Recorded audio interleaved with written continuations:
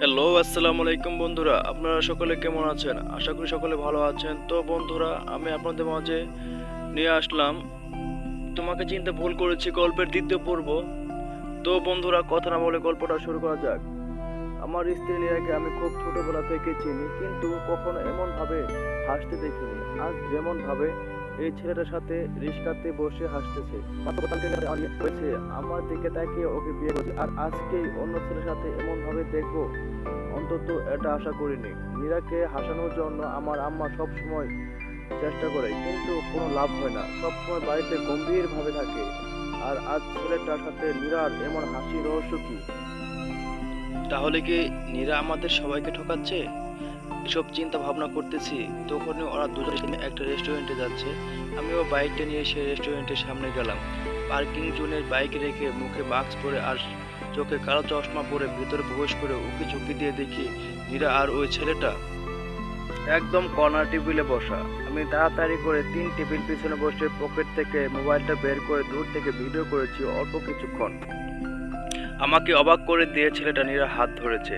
নীরাকে দেখে মনে হচ্ছে সে খুব স্বাভাবিক আছে। আমি অল্প কিছুক্ষণ ভিডিও করে সোজা বেরিয়ে এসে বাইকটা নিয়ে চলে এসেছি। আজ মহারানী বাড়িতে আসুক, আমাদের খেয়ে আমাদের পরে আমাদের সাথে এমন কাজ করেছে। আম্মাকে এখন কিছু বলা যাবে না, কারণ আম্মা এসব দেখলে অনেক কষ্ট পাবে। ওর জন্য আম্মা কি না করেছে। আমাকে সবসময় হোস্টেলে রেখেছে, কারণ আমি নীরাকে ছোট থেকে ঘৃণা করতাম। আচ্ছা, সে যদি কাউকে পছন্দ করে থাকে বা ভালোবেসে থাকে, তাহলে আমাকে বিয়ে করতে রাজি হয়েছে কেন? আর সে আম্মাকে বলেনি কেন যে খালামণি, আমি একজনকে ভালোবাসি? এসব ভাবতে ভাবতে মেন রাস্তায় এসে বাইকটা থামিয়ে নীরার জন্য অপেক্ষা করতে লাগলাম, কারণ আমি একা বাড়িতে গেলে আমি কষ্ট পাই। সন্ধ্যা 6টার দিকে নীরাকে দেখে একটা রিক্সা করে আসতেছে। আমি এমন ভাবে সামনে গেছি যেন আমি ওর সম্পর্কে কিছুই জানি না আর কিছুই দেখিনি। কাছে গিয়ে আমি রিক্সাটা থামিয়ে দিয়ে বলি, সৌরভ, নীরা নামো, আমি তোমাকে বাইকে করে বাড়িতে নিয়ে যাব। তা না হলে আম্মা কষ্ট পাবে আর পরে আমাকে বকাঝকা করবে। থাক, আর কোনো দরকার নেই। আমি তোমার সাথে গেলে তোমার মান সম্মান নষ্ট হবে, তোমার বন্ধুরা সবাই তোমাকে নিয়ে মজা করবে, আর তার চাইতে বড় কথা হলো তোমার বাইক নষ্ট, ঠিক? তখনই আমি নীরা মুখ চেপে ধরি, বলি, যা বলছো এর মধ্যে থাকো, এর বেশি বলার দরকার নেই। এমনিতেই সকালে বলেছো বাইক নষ্ট হবে, আর সাথে সাথে বাইক নষ্ট হয়ে গিয়েছে। 3 ঘন্টা বসে থেকে বাইক ঠিক করেছি। আজ ভার্সিটিতে ক্লাস করতে পর্যন্ত যেতে পারিনি বলে হাতটা সরিয়ে নিয়েছি। নীরার চেহারাটা কালো হয়ে গেছে, তখন বলে, সরি, আমি বুঝতে পারিনি যে সত্যি সত্যি তোমার বাইকটা নষ্ট হয়ে যাবে। তুমি এমনভাবে অনেক কিছু বুঝতে পারো না, যার কারণে খেসারত দিতে হয় আমাকে আর আমার পরিবারকে। এখন কথা কম বলে এসো বলে বাইকে বসেছি। তখন নীরা তার ব্যাগ থেকে 500 টাকার নোট বের করে রিক্সা ড্রাইভারকে দিয়েছে। তখন রিক্সা ড্রাইভার বলে, আপা, আমার কাছে এত বড় নোটের ভাঙতি নেই, একটু কষ্ট করে ভাঙতি দেন। নীরার দিকে তাকিয়ে দেখি নীরা কিছুটা বিরক্তি হয়ে আমার দিকে তাকিয়ে। তখন আমি মানি ব্যাগ থেকে 50 টাকা একটা নোট বের করে রিক্সা ড্রাইভারকে দিয়েছি। নীরা, তুমি টাকা দিতে গেলে কেন? হাওলাত দিয়েছি, তুমি ভাঙতি করে আবার আমাকে ফেরত দিবে। এখন এসো, বাড়িতে গিয়ে ফ্রেশ হবে। নীরা বাইকে বসেছে, মাঝে ওর ব্যাগটা রেখেছে। আমি কিছু বলিনি। অল্প কিছুক্ষণের মধ্যে বাড়িতে চলে এসেছি। আমার সাথে নীরাকে দেখে আম্মা অনেক খুশি হয়েছে। আম্মা, যাক বাবা, আমি অনেক খুশি হয়েছি তুই নীরাকে কষ্ট করে সাথে করে নিয়ে এসেছিস। এখন থেকে আমার আর তেমন তেমন কোনো চিন্তা হবে না। তুই নীরাকে সবসময় এমনভাবে নিয়ে আসবি। সৌরভ, ঠিক আছে বলে রুমে এসেছি। তখন চেয়ে দেখি নীরা ওয়াশরুমে যাচ্ছে। তখন ওর হাতটা ধরে বলে, শোনো, এই ওয়াশরুমে যাবে না, এটা শুধু আমি যাব। তুমি তোমার ওয়াশরুমে যাবে। নীরা, হাতটা ছেড়ে দাও, আমার ব্যথা লাগছে। সৌরভ হাতটা ছেড়ে দিয়ে ওয়াশরুমে যাচ্ছে। তখন নীরা বলে, ঠিক আছে, আমি আমার ওয়াশরুমে যাচ্ছি। যদি খালামণি জিজ্ঞেস করে তাহলে বলবো আপনার ছেলে আমাকে ঘর থেকে বের করে দিয়েছে। সৌরভ, আমার কাছে এমনভাবে নিজেকে আর কত ভালো রাখবে। একদিন তোমার সব ভালো মানুষের চেহারাটা পিছনে লুকে থাকা আসল চেহারাটা বের হবে। সেদিন কি হবে একবার ভেবে দেখেছো? নীরা, সৌরভ, তুমি কি বলতে যাচ্ছ? আমার কি চেহারা তুমি বের করবে? কি বলতে যাচ্ছ? সৌরভ, আমি প্রমাণ ছাড়া কোনো কথা বলি না। আর শোনো, আমি আগে ফ্রেশ হয়ে যাব, এরপর তুমি যাবে। যদি তোমার বেশি তাড়া থাকে তাহলে অন্য বাথরুমে যাও। বলে আমি ওয়াশরুমে চলে গেছি। নীরা রাগ করে বসে আছে, তার মানে মনে মনে ভাবছে সৌরভ কি এমন দেখেছে যার কারণে আমি একদিন এতটা পরিবর্তন হয়ে গেছে। ঠিক তখনই রুবা এসে বলে, রুবা আমি কি আসতে পারি? নীরা, আরে রুবা তুই আয়, তোর আবার অনুমতি নিতে হবে কেন? তোকে নীরাকে আম্মা ছাড়া আরো একজন ভালোবাসে, সে হচ্ছে আমার বোন রুবা। রুবা শোনো আপু, আমি এখন থেকে তোমাকে ভাবি বলে ডাকবো। নীরা, কেন? রুবা, কারণ ভাবি বলে ডাকলে তুমি আমাকে কোনো রকম কাজের অর্ডার করতে পারবে না, কারণ স্বামীর ছোট বোন বলে কথা, কখন কোনো কথা মনে করে নিবে, করে আবার স্বামীর কাছে এ নিয়ে বানিয়ে লাগবে। নীরা, ওরে আমার দুষ্টু রে বলে রুবার কান টেনে ধরেছে। রুবা, আপু সরি, ভুল হয়েছে, আমি জীবনে আর এমন দুষ্টুমি করব না। তখন সৌরভ ফ্রেশ হয়ে বেরিয়েছে আর ওরা দুজন দুষ্টুমি বন্ধ করে দিয়ে চুপ হয়ে গিয়েছে। সৌরভ, অফিস থেকে কখন এসেছো? যাও গিয়ে ফ্রেশ হয়ে নাও। আমি তোমাকে বলেছি তুমি আগে যাও, কিন্তু না, আমাকে আগে যেতে বলেছো। এখন গিয়ে ফ্রেশ হয়ে নাও।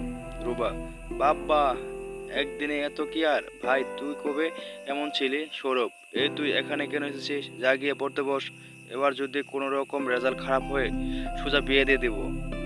রুবা, তোমার থেকে আমার রেজাল্ট অনেক ভালো বলে এক দৌড়ে চলে গেছে। আর নীরা ফ্রেশ হতে গেছে। আমি খাটের উপরে শুয়ে বই পড়ছি। কিছুক্ষণ পর নীরা এসে ভেজা চুল আর মেরুন কালার শাড়ির সাথে ম্যাচিং ব্লাউজ আর এক মোট চুড়ি। আমি তাকিয়ে আছি নীরার দিকে। নীরা মুচকি হেসে ঠিক আমার পাশেই বসেছে। সৌরভ, এই তুমি এত সুন্দর করে সেজেছো কেন? নীরা, তাতে তোমার কি? আমার ইচ্ছে হয়েছে, আমি সেজেছি, যদি তোমার দেখতে ইচ্ছে না করে দেখবে না। সৌরভ, এমনভাবে সেজে গুজে সামনে আসলে সবারই দেখতে ইচ্ছে করে। আজকের পর থেকে আর কোনো সময় এমনভাবে সেজে গুজে আমার সামনে আসবে না, বলে দিলাম। নীরা, তোমার দেখতে হলে দেখো, আমি কি বারণ করেছি যে দেখো না?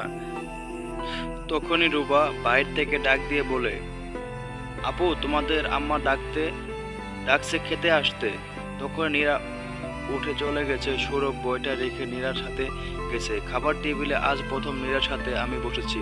সে ছোটবেলা একবার বসেছিলাম, তখন আমার পথ হজম হয়েছে, যার কারণে নীরার সাথে আমি জীবনও খেতে বসিনি। আজ নীরা আমার পাশেই বসেছে। আম্মা অনেক খুশি, তবে আমি জানি নীরা সম্পর্কে সবকিছু জানলে আম্মা অনেক কষ্ট পাবে। আব্বা, তো সৌরভ আজ তোর কেমন কাটলো সারাদিন? আমি কিছু বলবো তার আগে আম্মা বলে, আজ সারাদিন অনেক ভালো গিয়েছে তাই না সৌরভ? তুমি ওর দিকে তাকিয়ে দেখো, একদিনে কেমন সুন্দর হয়ে গেছে। আমি আর কিছু বলিনি, কারণ যাই বলে আম্মা নীরার পক্ষ নিয়ে কথা বলবে। খানা শেষ করে রুমে এসে খাটের উপরে শুয়ে পড়েছে। নীরা বালিশ নিয়ে নিচে শুতে যাবে, তখন আমি বলি, সৌরভ আমি জানি কেন তুমি আমার কাছ থেকে দূরে থাকো। আচ্ছা, এমন অভিনয় তুমি কার কাছ থেকে শিখেছো? নীরা হাতে বালিশটা রেখে বলে, সৌরভ তুমি আমাকে বিয়ে করেছো, এর মানে এই না যা তা আমার নামে বলবে, আর আমি মুখ বুজে সহ্য করব। সৌরভ, সত্যি সেটাই বলি। আর শোনো, এতে চেঁচিয়ে কথা বলবে না, আম্মা শুনতে পেলে কষ্ট হবে। তুমি কি করছো সেটা তুমি জানো, আমি কেন তোমাকে বলতে যাব? নীরা, আমি তোমার আর তোমার পরিবারের সাথে কোনো রকম অভিনয় করছি না, বরং তোমরা। তখনই নীরা চুপ করে গেছে আর কোনো কথা না বলে চুপচাপ হয়ে গেছে। তখনই আমি শোয়া থেকে উঠে ওর কাছে গেছি।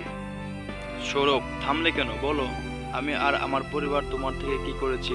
নীরা কিছু বলছে না, এক পা দু পা করে পিছনে যাচ্ছে আর সৌরভ নীরার দিকে এগিয়ে যাচ্ছে। নীরা, সৌরভ তুমি এমন ভাবে আমার দিকে এগিয়ে আছো কেন?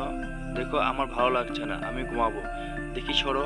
তখন সৌরভ নীরাকে ধাক্কা দিয়ে দেওয়ালের সাথে আটকিয়ে ওর দুইটা হাত চেপে ধরে। সৌরভ, বল আমার পরিবার তোর সাথে কি করেছে? তোর মতো অপয়া অলক্ষী মেয়ে জীবনে কম দেখেছি।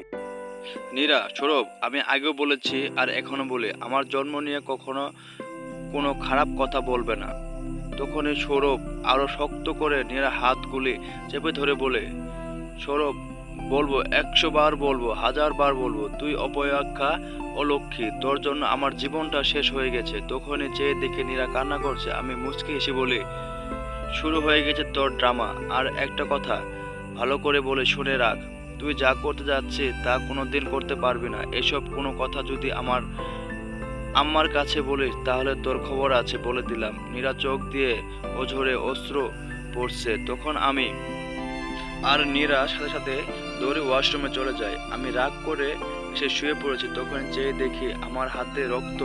আমি ধরে দেখি আলগা রক্ত। তখনই মনে পড়ছে নীরার হাতের চুড়ি ভেঙেছে আর ওর হাতের রক্তটা আমার হাতে লেগে আছে। আমি হাতে রক্তটা মুছে শুয়ে আছি। কিছুক্ষণ পর দেখি নীরা এসেছে, হাতে একটা কাপড় দিয়ে বাঁধা। আমি দেখেও না দেখার মতো করে আছি। তখন নীরা বালিশ নিয়ে নিচে শুয়ে পড়েছে। আর আমি বলি, আজকের কোনো কথা যদি আম্মাকে বলো তাহলে তোমার জন্য খারাপ হবে। আর তোমার হাতটা যে কেটে গেছে সেটা আম্মা জিজ্ঞেস করলে বলবে চুরি ভেঙে পড়তে গিয়ে ভেঙে গেছে। আমি নিজে ব্যান্ডেজ করে দিয়েছি। নীরা, ছি, তুমি এমন ভাবতেও আমার ঘৃণা হচ্ছে। সৌরভ আমাকে তো ঘৃণা করবে, কারণ তখন আমি চুপ করে গেছি। আর নীরা বলে, নীরা কারণটা কি বলো, কি হলো? সৌরভ, সেটা সময় বা প্রয়োজন হলে বলবো, এখন আর কোনো কথা বলবো না বলে আমি ঘুমিয়ে পড়েছি। নীরা নিজে নিজে কিছু কথা বলে সেও ঘুমিয়ে গেছে। সকালে ঘুম থেকে উঠে রেডি হতে যাব, তখনই মনে পড়ছে আমার চাকরি তো চলে গেছে। তো সকালে উঠে কি করব? জীবনে এমন অপয়া মেয়ে কম দেখেছি বলে শুয়ে পড়ছি। ওইদিকে নীরা ফ্রেশ হয়ে খাবার টেবিলে গেছে। তখন আম্মা বলে, নীরা সৌরভ কোথায়? ওকে ওকে দেখছি না। নীরা, দেখলাম তো শুয়ে আছে। আম্মা, শুয়ে আছে মানে? তুই ওকে ডাক দিস নাই? ওর তো অফিস আছে, আবার ভার্সিটিতে ক্লাস করতে যাবে। যা গিয়ে ওকে ডেকে নিয়ে আয়। নীরা, হ্যাঁ খালামণি যাচ্ছি বলে নীরা গিয়ে সৌরভকে ডাক দিতেই সৌরভ টান দিয়ে নীরাকে বুকের মাঝে নিয়ে গেছে।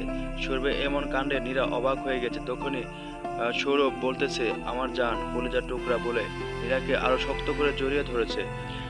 তখনই নীরা সৌরভের কানে চিমটি দিয়েছে। আর সৌরভ চোখ মেলে দেখে নীরা ওর বুকের উপর। তখনই লাফ দিয়ে উঠে বলে, সৌরভ, এই তুমি আমার বুকের উপর এসেছো কখন? নীরা, তুমি নিজেই তো আমাকে টেনে নিয়েছো।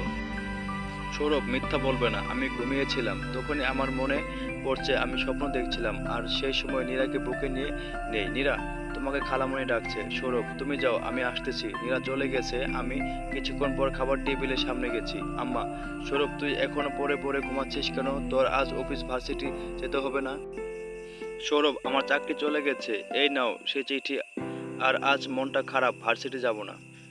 আব্বা, কি তোর চাকরি চলে গেছে? সৌরভ, হ্যাঁ, ওনারা বিনা নোটিশে আমাকে বের করে দিয়েছে। ওনাদের নাকি পার্ট টাইম জবের জন্য লোক দরকার নেই। তখনই পিছন থেকে একজন বলে ওঠে, নীরা যে অপয়া তার প্রমাণ আপনারা এবার পেয়ে গেছেন।